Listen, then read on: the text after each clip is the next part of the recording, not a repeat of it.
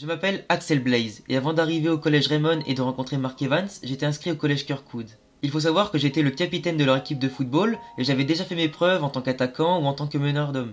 Avec mon équipe, nous avions remporté énormément de matchs et nous avons atteint la finale du football frontière cette année-là. Ma sœur Julia venait me voir jouer tous les jours et j'étais son véritable héros. Je devais disputer cette année-là la finale du football frontière face à la fameuse Royal Academy avec mon équipe de Kirkwood, mais un jour, un accident eut lieu. Ma sœur a été renversée par un véhicule et s'est retrouvée dans le coma alors qu'elle souhaitait seulement me voir jouer et gagner. Depuis ce jour, je me suis promis de ne plus jamais jouer au football. Oui, jusqu'à ce que je le rencontre lui, Mark Evans. Ah, Axel Blaze.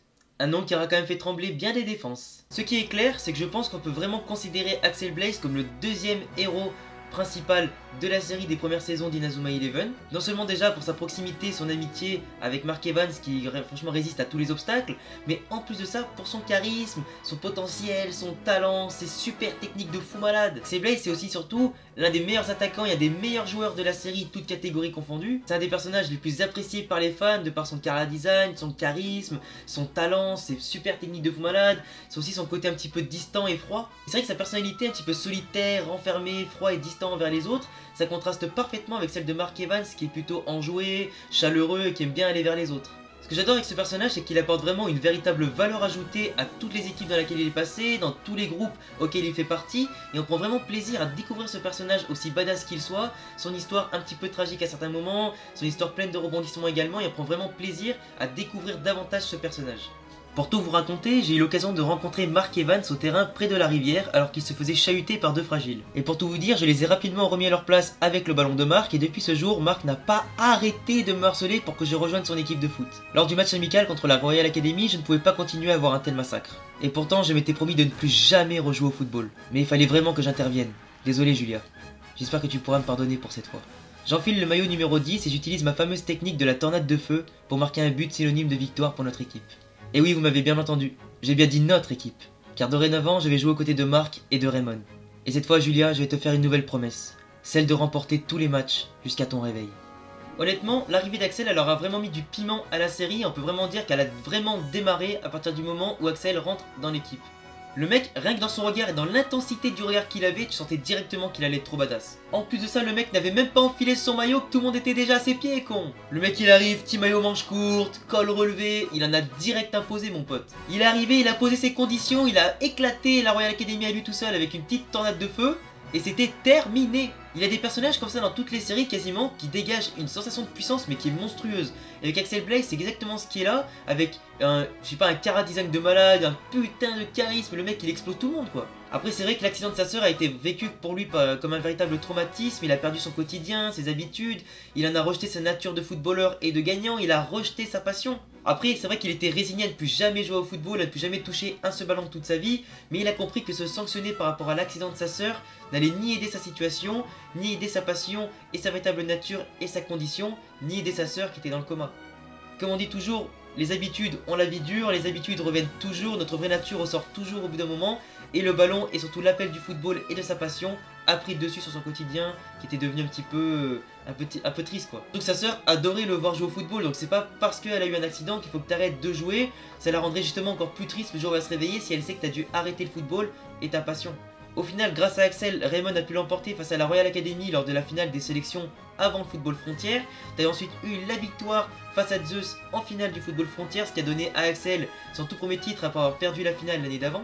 En plus, tout au long du tournoi, Axel nous a quand même ébloui avec quelques techniques dont il a le secret. Il a quand même pu créer avec Kevin notamment la technique de la tornade du dragon, t'as ensuite la technique de la foot, t'as eu également le trampoline du tonnerre, t'as quand même eu pas mal de belles actions de la part d'Axel qui se sera imposé comme l'attaquant référence dans la saison 1. En plus de ça, sa sœur s'est réveillée, donc pour lui tout allait nickel. Mais au début de la saison 2, le bonheur n'a pas duré parce que l'Académie Anus est arrivée pour détruire toutes les équipes de foot et tous les collèges du Japon et du monde entier. Et sous les ordres d'Akilina Schiller, il n'a pas eu le choix que de fuir de l'équipe, se faire virer de l'équipe pour protéger lui-même et sa sœur. Et bien entendu, qui dit héros et qui dit Axel Blaze dit forcément un retour un petit peu plus tard.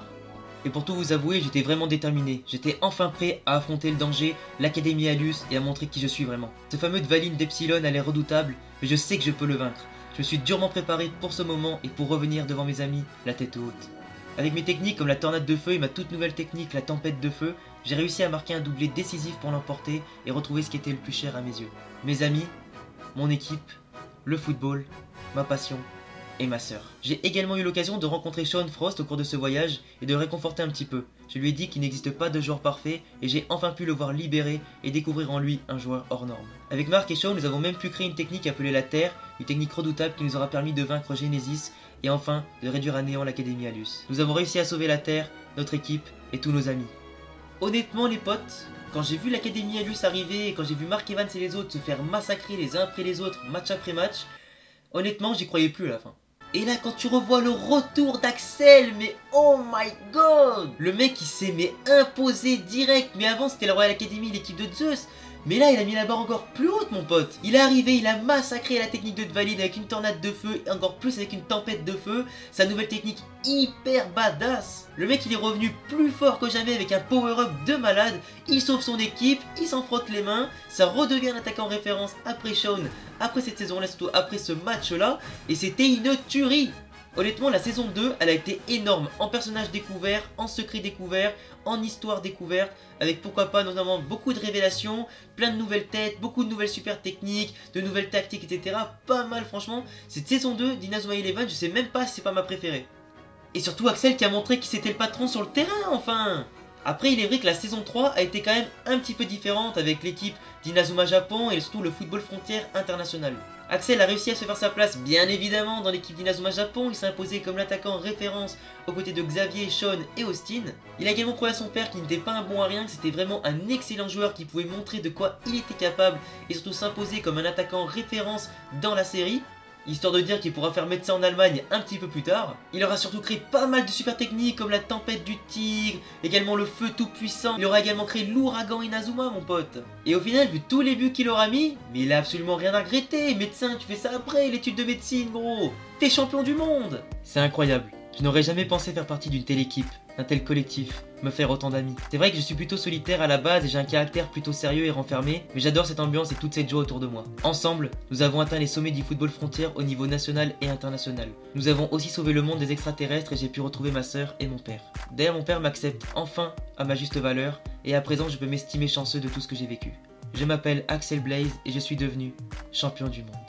Voilà les gars, c'est tout pour cette vidéo histoire d'Axel Blaze. J'espère en tout cas que cette vidéo vous aura plu. Vous avez été très nombreux à me la demander. Donc je compte sur votre soutien pour dépasser pourquoi pas les 400 ou les 500 pouces bleus tous ensemble. D'ailleurs vous allez me dire pourquoi il n'y a pas l'histoire d'Axel Blaze sur Inazuma Eleven Go. Bah tout simplement parce que j'ai pas envie de me spoiler, donc je suis pas allé chercher les informations sur Inazuma Eleven Go, sachant que je ne l'ai pas encore vu. C'est vrai que ça fait 6 mois que je le dis que je les ai pas encore vus, mais en même temps c'est pas ma faute, je suis débordé. En attendant je te laisse t'abonner à ma chaîne si tu kiffes les vidéos que je fais sur Inazuma Eleven, sur Pokémon et les autres vidéos en général.